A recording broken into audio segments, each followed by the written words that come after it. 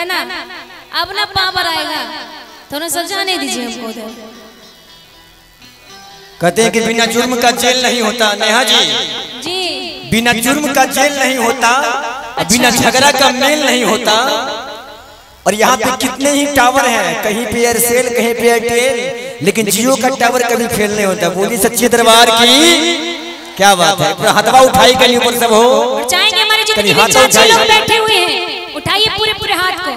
शर्माना नहीं है, जिसने किया शर्म उनके फूट गए करम। आज जो दरबार में शर्माएंगे उनका फूटेगा करम। करम को फोड़ना नहीं ना है चाची, जगाना है। उठाइए लंबे लंबे हाथ को और सभी का ताली बजना चाहिए। जिनका हाथ नीचे होगा अपने साथ में स्टेज पर ले जाएंगे, इसलिए पहले ही सोच लीजिए। इधर से जितने भी चाचा लोग बैठे हुए हैं, आप लोग भी उठाइए पूरे पूरे हाथ को। इधर वाले उठाइए हाथ, भैया आप लोग उठाइए ऊपर। पीछे से भी, पीछे वाले जितने हमारे भक्त खड़े हैं, आप लोग भी इधर से भी, इधर से भी, चारों बगल से, दाएं बाएं, बीच वाले, बगल वाले, सारे उठाइए। सबका हाथ इधर ऊपर होना चाहिए और ताली बजा के कहना है क्या कि चमकेला चंद्र बदनिया, लागे मोई दुल्हनिया, चमकेला चंद्र बदनिया, लागे मोई दुल्हनिया, कि लीला रब बिंदिया सोभेला, कि लीला रब बिंदिया सोभेला। ए माई हो, ए माई हो।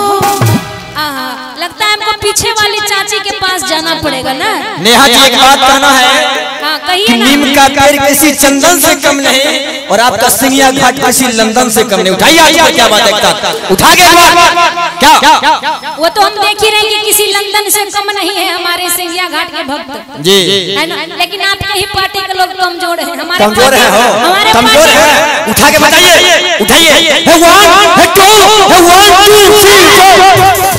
देखिए क्या बात है, जाओ जाओ।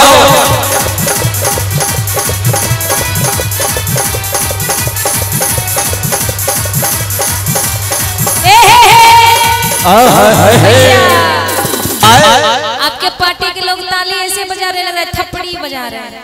आपके पार्टी के लोग ऐसे बजा जैसे मच्छर मार रहे हैं, ऐसे ताली बजा रहे हैं, ऐसे बिल्कुल है ना है। बाप रे, देख रहे हैं का बात सही है। अपन उपाय ने सूरदास को बढ़तो ओए उपाय छे तो अपन पार्टी के कनी ताली मारो भाई, एक बार हो ताली मारो। देखा नहीं भेल, नहीं सिंगिया घाट वाला नहीं भेल। अपना हां बजवाओ ना, हम अपन बाद हम बजवाई। अच्छा बजवाइए एक बार। आप लोग नहीं बजाइएगा, हमारे पार्टी के जितने लोग हैं वो सब सिर्फ हाथ उठाएंगे। उठाइए आप लोग सिर्फ, उधर से ना।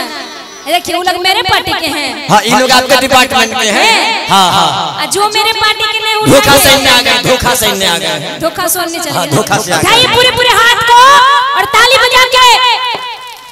वाह वाह, देखिए बिना बोले ही बज रहा है, इसको कहते हैं भक्त। तोरार मत लगे छोटी सबका मुर्छी मारने जो। कने बताइए कि मैं ताली बजा रहे सभी लोग। आप लोग नहीं बजाइए, एक मिनट देख ले पावर। एक मिनट एक मिनट। अब झांसी की रानी आप लोग नहीं बजाइएगा, सिर्फ महाराणा प्रताप बजाएंगे। आप लोग कोई नहीं बजाइएगा, आप अपना पार्टी में बजवाइए। बजवा दे, बजवाइए पक्का पक्का, कच्चा नहीं, बजवाइए।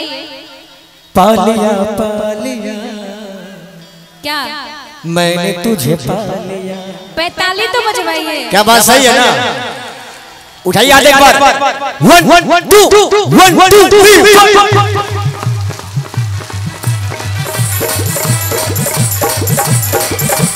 देखिए ये पावर है सिंगिया घाट की। ए भैया क्या बात है। अच्छा बीच में चचार जी बैठल छे। चचा ना, चाची लोग बैठे हुए हैं। ताली कैसे बजाएंगे? इधर ना चाची है, आगे में कौन चाची बैठी हुई है? अच्छा उधर जाने दीजिए तो देखें कौन चाचा है जो बैठे हुए हैं। दांत को बचले हो। हमारे चाचा जी आगे में बैठे हुए हैं। चाची उठाइए उठाइए, हाँ उठा के एक बार ताली बजा। 1 2 1 2 3।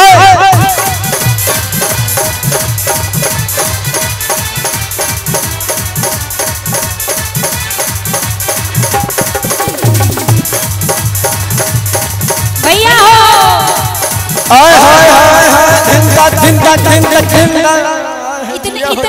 इतना दूर से हमारे पार्टी के लोग बैठे, इधर से आपके पार्टी है ना। सुई में लपटे धागे हैं। अच्छा सुई में लपटे धागे हैं और दरबार में पीछे वाले भक्त सबसे आगे हैं। हाँ पीछे जो खड़े हैं चाहे हमारे जितने पार्टी के लोग हैं पहले आप लोग हाथ उठाइए और ताली बजा के कहना है क्या कि ताली ताली ताली बजा बच्चा ची ताली है, ताली ताली ताली बजा बच्चा ची ताली है, ताली ताली बजा बच्चा ची ताली है, ताली ताली ताली बजा बच्चा ची ताली। उठाइए पूरे पूरे हाथ उठाइए। अरे चाची काहे नहीं उठा रहे, शर्म लग रहा है नहीं ना, दरबार में कैसा शर्म। उठा के और कहना है क्या कि दोनों हाथों को उठा के ताली बजा बदन दन दन दन, दोनों हाथों को उठा के तो सब हमर पार्टी छो तकिया बजवे रहो। आए अब उठाए के वहां बैठाए दबा बीच में बैठाई दबा। अच्छा बताइए हमारे पार्टी के लोग नहीं फिर भी हमारे पार्टी में घुस के ताली बजा रहे हैं। अरे आप स्टार हैं मैडम, आपको देखने के लिए सभी लोग आए हैं। चाहे सभी मिलके हाथ उठाइए कि दोनों हाथों को उठा के ताली बजा दन दन दन दन दन, दोनों हाथों को उठा के ताली बजा दन दन दन दन।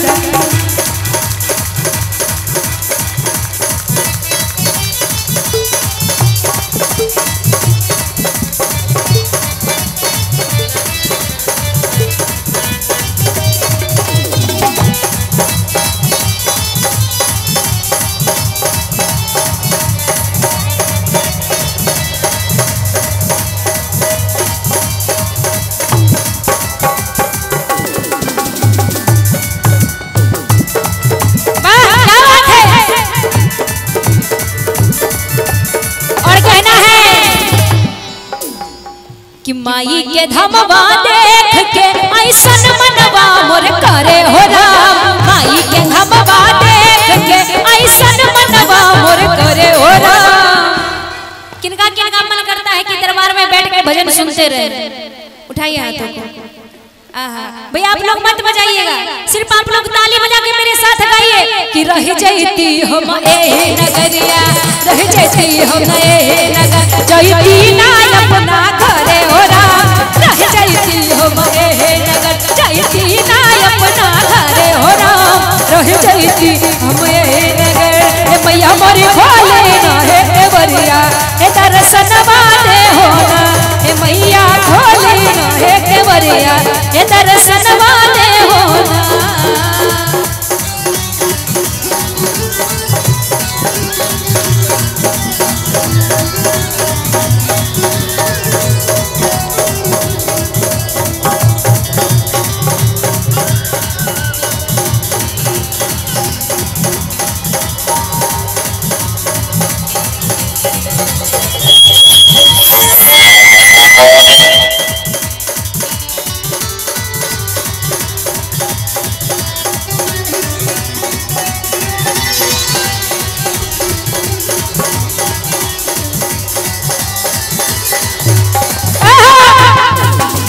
और क्या कहना है?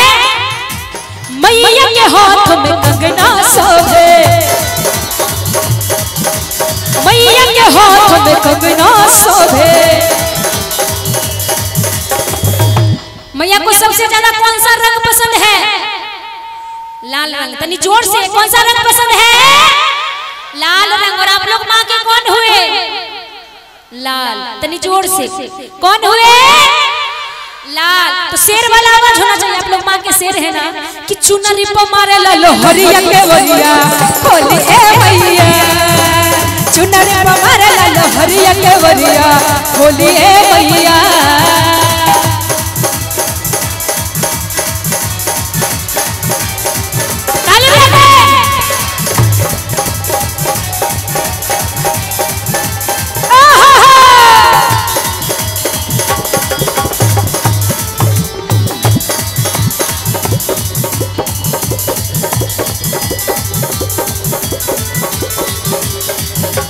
मैया के पाँव में पायल शोभे, मैया के पाँव में पायल शोभे। बिछिया बिछिया बिछिया बिछिया बिछिया मरल लोहरिया के वरिया खोलिए मैया, बिछिया मरल लोहरिया के वरिया खोलिए मैया के वरिया खोलिए मैया।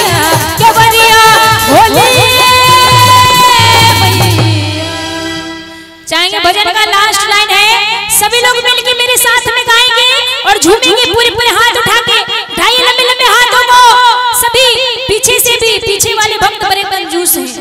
कहते हैं कि बिना बात के मुस्कुराने से क्या फायदा, कि बिना बात के मुस्कुराने से क्या फायदा, और किसी बेवफा से दिल लगाने से क्या फायदा, कि बिना बात के मुस्कुराने से क्या फायदा, और किसी बेवफा से दिल लगाने से क्या फायदा।